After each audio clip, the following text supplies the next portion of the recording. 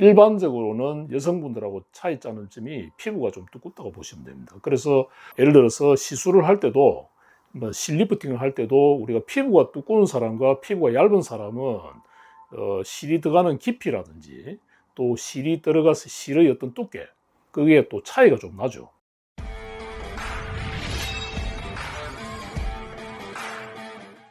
남자분들이 안면 거상도 또는 미니 거상, 작게 절개해서 리프팅하는 것도 분명히 방법이 될 수 있겠지만 실리프팅으로도 접근할 수 있을 것 같아요. 근데 여성분들의 그런 피부와 좀 조직의 그런 부분들이 좀 다르지 않을까 해서 원장님의 좀 깊이 있는 설명을 좀 들어보고 싶습니다.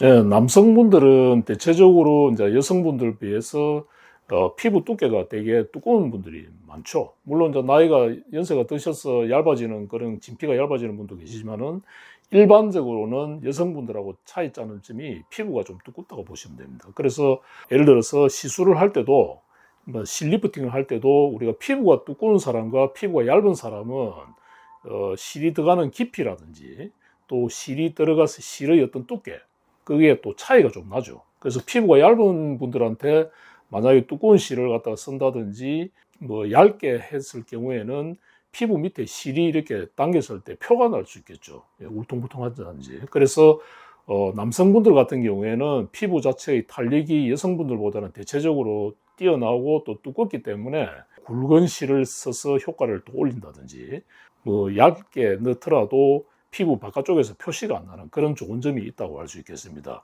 자, 그러면 굵은 실을 써야 되고 깊게 넣는 게 좋으냐, 안 그러면은 얇은 실을 얇게 넣는 게 좋으냐, 그거는 이제 개인의 어떤 피부 상태라든지 여러 가지 또 우리가 따라서 적절하게 시술하는 술자에 따라서 그걸 잘 선택해 줘야만이 그분한테 가장 잘 어울리는 실리프팅 효과가 나타난다, 이렇게 말할 수 있겠습니다. 그러면 원장님, 남성분들도 궁금해할 것 같아요. 이 상담을 하는데 주춤거리는 그런 분들이 분명히 계실 텐데 남성분들이 느꼈을 때 전반적인 실의 개수, 방향 이런 것에 대해서 좀 알아볼 수 있게 편안한 설명해주면 너무 좋을 것 같아요.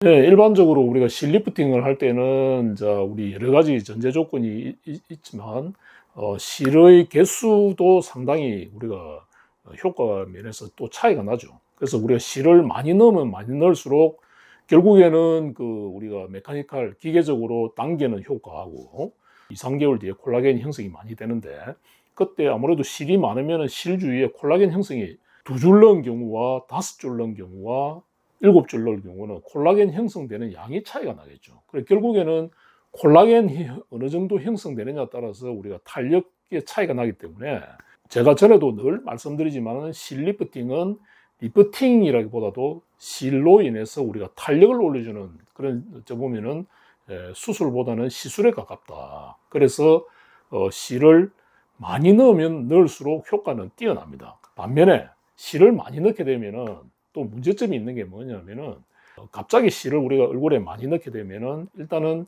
일상생활에 약간 좀 불편함이 있을 수 있겠죠. 그 다음에 붓기라든지 멍이라든지 경우에 따라서는 통증 같은 경우도 우리가 조금 더 다른 실을 적게 넣은 경우보다 더 느낄 수 있는 그런 또 단점이 있습니다. 그래서 일반적으로 하는 시술, 실리프팅에서는 실의 개수를 보편적으로 각 병원마다 어느 정도 세팅이 되어 있기 마련이고, 실의 개수는 결국에는 뭐냐면은 수술하는 원장님과 상의를 해서 자신에게 맞는 실의 개수, 그 다음에 실의 두께, 이걸 정하는 게 실리프팅 효과를 우리가 배가시키는 방법 중에 하나가 아닐까 그렇게 생각합니다.